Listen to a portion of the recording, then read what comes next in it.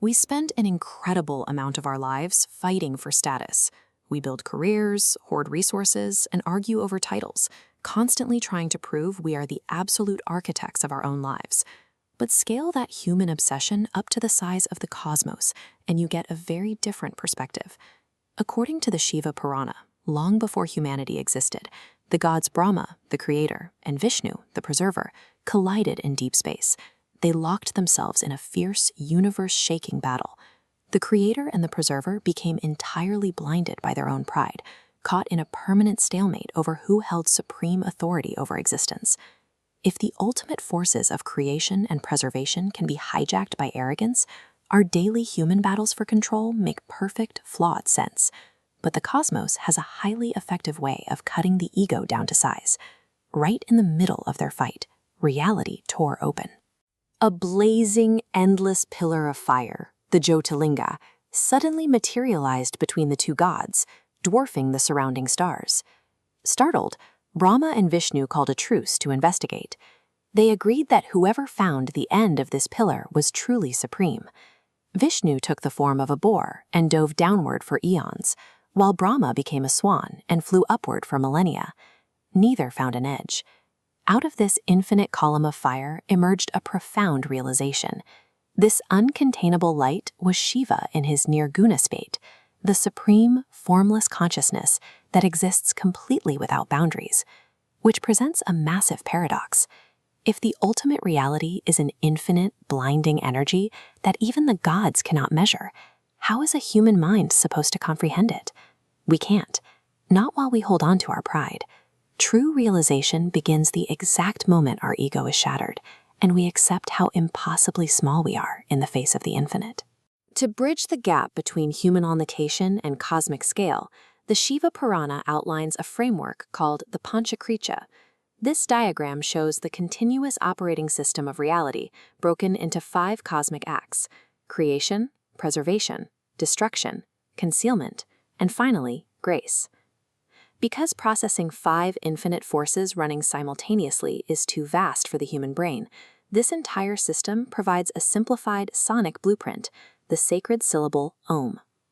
That formless energy intentionally translates itself into saguna, physical shapes and tangible characteristics, so humans have something specific to direct their focus and their love toward. The vastness of space isn't trying to hide, and deliberately steps down its overwhelming power, carving itself into sounds and shapes so we can actually hold it in our hearts. To see how this grace works on the ground, look at the story of Gunyanidhi. He was a disgraced gambler, a thief stripped of his wealth, completely rejected by society. One night, hiding in a Shiva temple to steal the food offerings, he unknowingly fasted. Trying to see his loot in the dark, he tore a piece of his own clothing, lit it on fire, and created a makeshift lamp. He was caught by the townspeople and killed. Yet the text reveals a shocking outcome.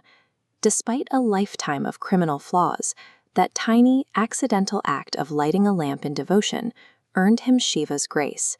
He was reborn as Kubera, the eternal lord of wealth. On the complete opposite end of the spectrum is goddess Parvati.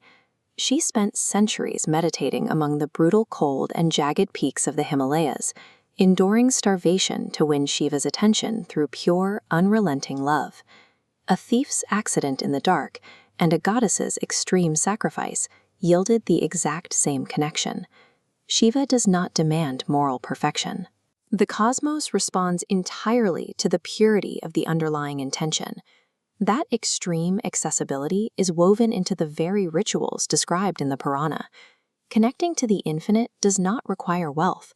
You don't need gold altars or exclusive priesthoods. The text explains that the most powerful focal point is a Parthiv Linga, a humble shape molded by your own hands straight from river mud. The requirements for true connection are profoundly bare: a drop of water, a single bell leaf, and the repetition of the mantra Om Namah Shivaya. This is why Shiva is known as Bolanath, the innocent one. A deity completely devoid of ego is easily pleased by the smallest, most unadorned offerings. The ultimate power in existence is entirely democratized. By demanding the least from us in material wealth, grace becomes instantly available to anyone willing to simply offer their time. Read today, the Shiva Purana operates as a psychological survival guide for a modern world obsessed with constant competition. It asks us to look at the symbolism of bhasma, or sacred ash. It serves as a physical reminder that true liberation only happens when we actively burn down our desires, our arrogance, and our exhausting need to control the world around us. Everyday objects carry this exact weight. Wearing the Rudraksha bead is a tactile anchor, pulling the mind away from daily anxieties and forcing it back into a state of surrender. Enduring inner peace is never secured by hoarding wealth or winning battles of ego. It is found exactly when we strip away the self entirely. Picture a person sitting quietly in the woods, placing a single leaf on the ground, asking for absolutely nothing in return. In that quiet act of letting go, the heavy armor of the ego drops. The individual instantly aligns with the massive, unbroken rhythm of reality.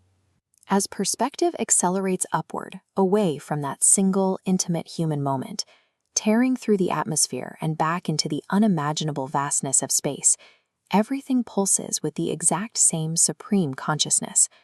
We do not conquer the universe through force. We inherit its infinite peace, the exact moment we surrender to the cosmic flow.